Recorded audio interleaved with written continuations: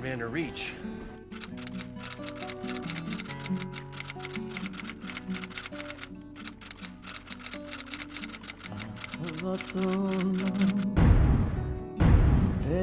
I think I always knew.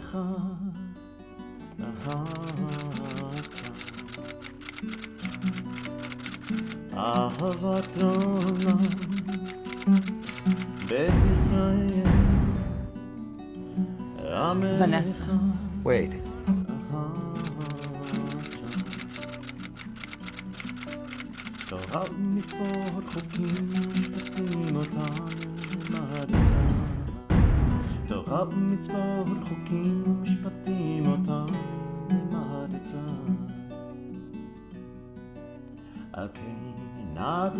Shabbat Shalom. Welcome, Bruchim Aba'im. I'm Rabbi Paul, your virtual rabbi. You have found Beit Virtuali, and let's stir up a little Torah together, starting with the acknowledgement that I cringe every time this trope pops up in popular entertainment. I promise I'll keep you safe.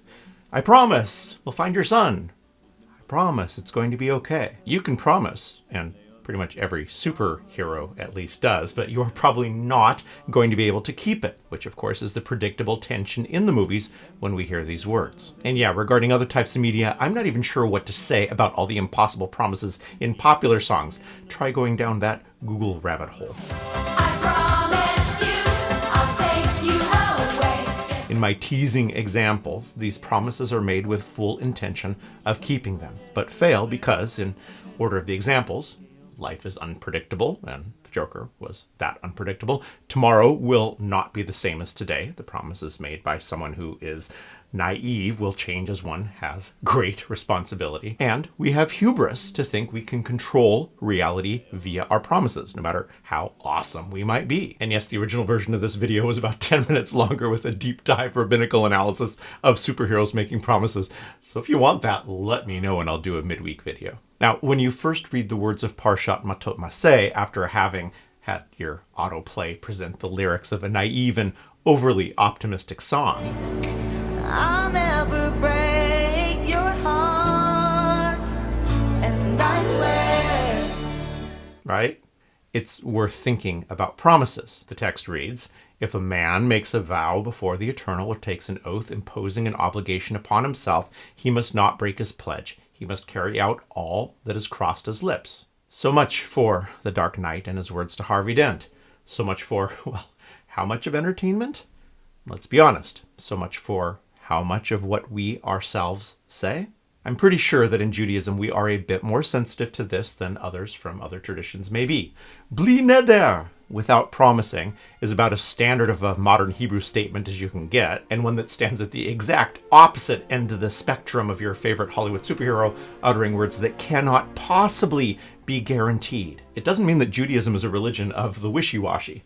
Quite the opposite. It's just that as a minority religion with very little political agency over the last thousands of years, a lot of other folks have made promises on our behalf that we've had to find a way to unkeep. Especially in Ashkenazi ritual, the most central prayer in gravitas and expectation in our yearly cycle is the Kol Nidre, or all oaths. And it really does mean all. Written in Aramaic in a rhythm that would be unmistakable to an attorney writing contract law, a typical and blunt translation of the text would be, all vows, renunciations, bans, oaths, formulas of obligation, pledges, and promises that we vow or promise to ourselves and to God from this Yom Kippur to the next, may it approach us for good, we hereby retract.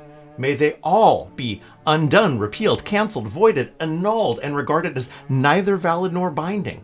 Our vows shall not be considered vows, our renunciations shall not be considered renunciations, and our promises shall not be considered promises. If you come at this moment of liturgy from outside of Judaism, or with a specific lack of understanding of the history of Judaism, then it's easy to look at this text and have some unflattering tropes pop into your mind regarding trustworthiness. Deep breath. If such thoughts have indeed sparked for a moment even, it may be even more uncomfortable to note that this interpretation of Kol Nidre, this interpretation that it allows us to be untrustworthy, has been used against the Jewish people for centuries, allowing people uttering such things as, Look at this proof that these people cannot be trusted, to justify actions that have been historically both devastating and common.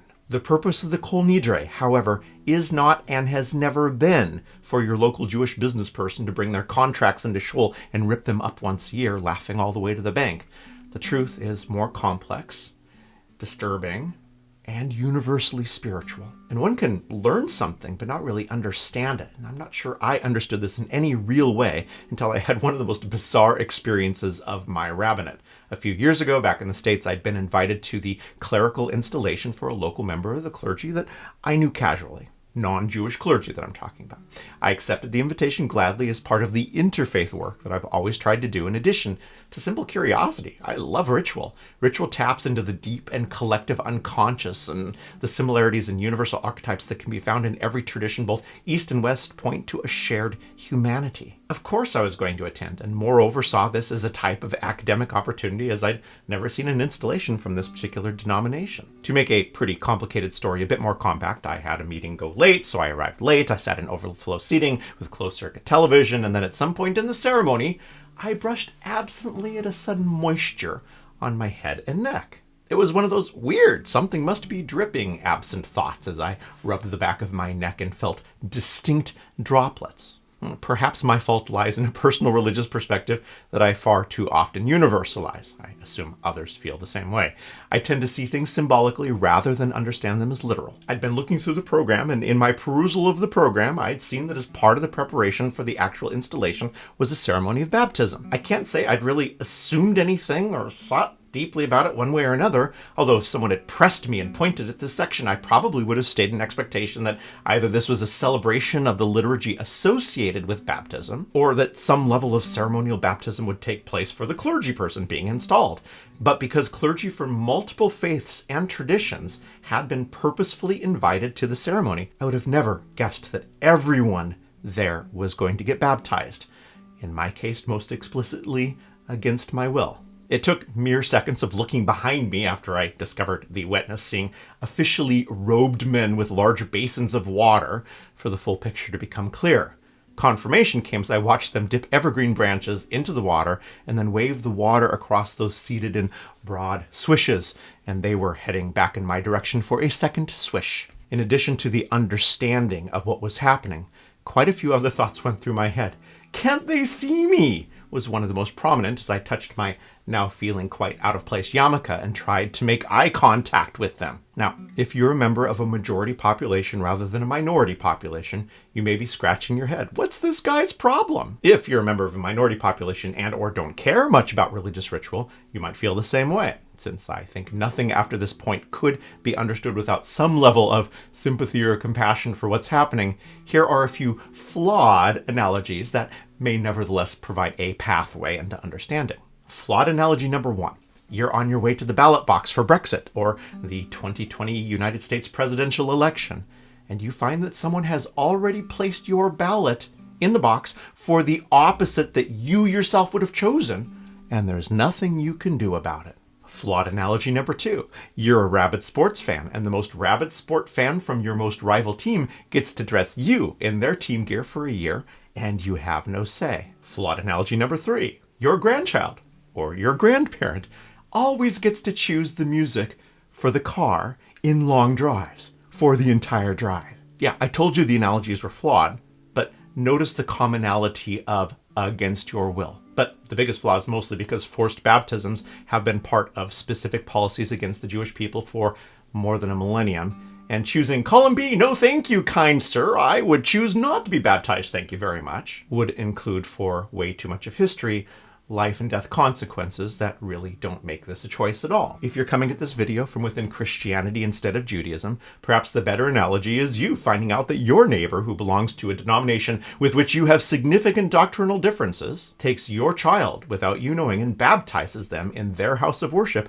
without your knowledge or consent. Then on top of your probably strong feelings, add on to that the life or death thing for much of history, and maybe the analogy starts becoming slightly less flawed. Yes, in the United States in 2018, the year that this happened, the end result of me choosing something different was nowhere near the same choice as in Spain in 1492, for example. But what happened ties into the continuum of that tradition in the same way that having no say in a vote made on your behalf ties into a long road of associated thoughts and choices, oftentimes across multiple generations. As the folks with the water and branches returned in my direction, and even after making eye contact, it was clear that they had no idea why the man in the suit and yarmulke was looking at them with a combination of panic and pleading, I stood up and stepped to the windows behind me, pressing my back against the windows so that at the very worst I could hold out my hand in a universal stop gesture should they attempt to get me a second time regardless, which almost still happened. Luckily, my stern warning on my face and my beginning outstretched hand was enough that the sprinkles remaining directed only towards those who were seated, and in a few moments, that part of the ceremony, blessedly, was ended. My intention was to remain to the end, although still standing in my new place, just in case. I'm also not ashamed to admit that I wanted someone to have seen, understood, and acknowledged what had happened. But I was very much one person among many there. I was there as a guest, and even though something had happened to me, the ceremony was not about me. Still, out of the 100 or so people in the same room as I, many of whom surely knew what the yarmulke meant, not a single person had any thought that a rabbi had just been ceremonially baptized against their will. So although my intention had been to stay, I could not avoid all the various thoughts, including what the...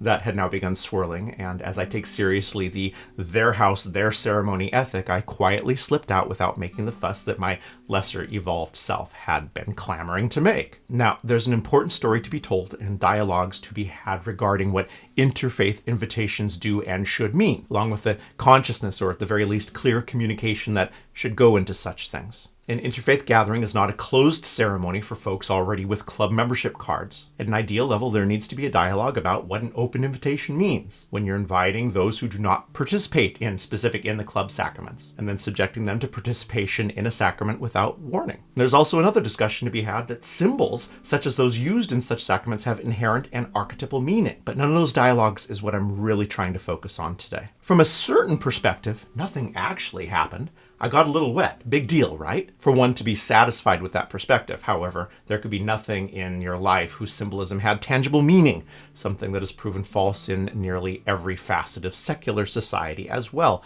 as religious society. Political parties are elevated to tribal status. Flags are loved or hated, and both protected and torn down, as the colors and shapes are everything more than that. Oh yeah, and try to recast a beloved role, reinterpret a beloved character, or reinvent a beloved musician or musical group. See how well that goes over, and how real the sacred is that represents the frozen in time aspect of all those things onto which we at some point in the past imprinted.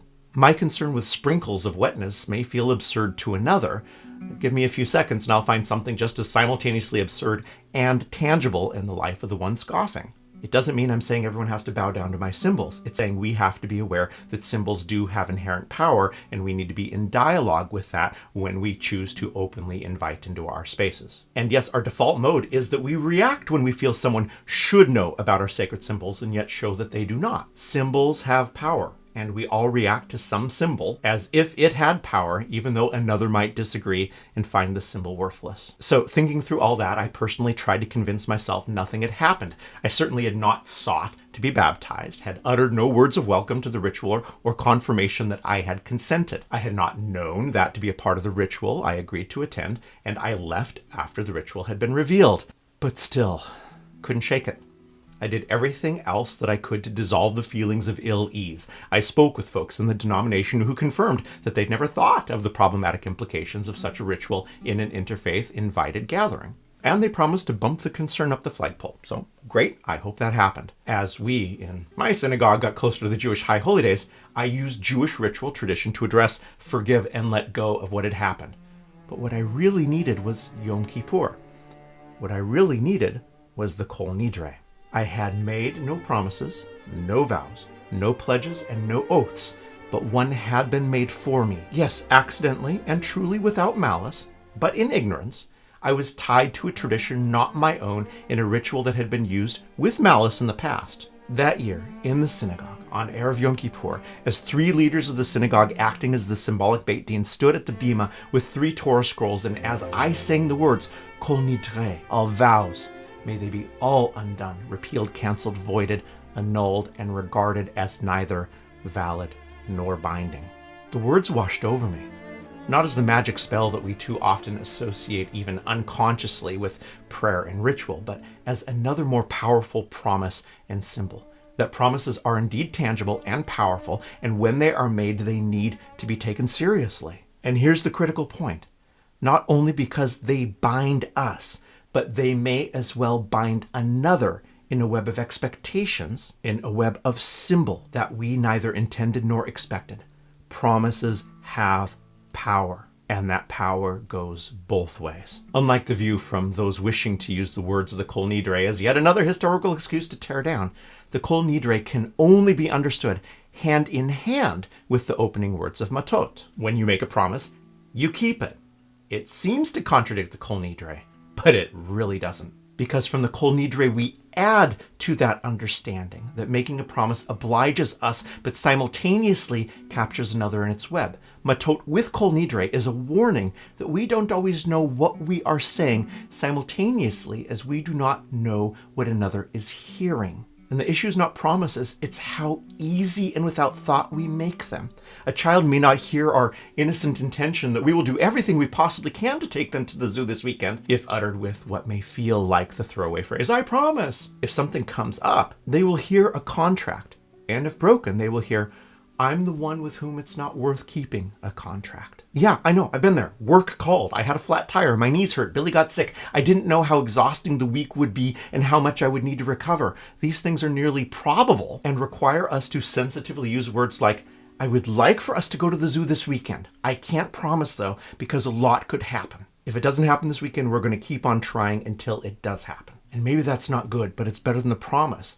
And we all know this. Most of us have been on the receiving end of a broken promise, and I cannot imagine that I'm the only one who cringes when a character in a movie says, I promise we'll be safe. The iterative question this week is not which promises have we made or which promises have been made for us. It's why do we keep uttering these words, knowing that we cannot predict the millions of ways that can lead to us regretting them. And that really is the key to all this. We make promises because a part of us wants to, if not believes, that the uttering of such magic words lends a little control in a universe where we have little. In some moments, the words pop out as a shortcut because we are unwilling to have the more complicated discussion, because we're unwilling to let another being who relies on us into the dialogue of responsibility that our lives may represent. In some moments, we utter words that bind us, and another because we can't imagine tomorrow being any different than today. The seriousness with which Torah and Jewish tradition take the concept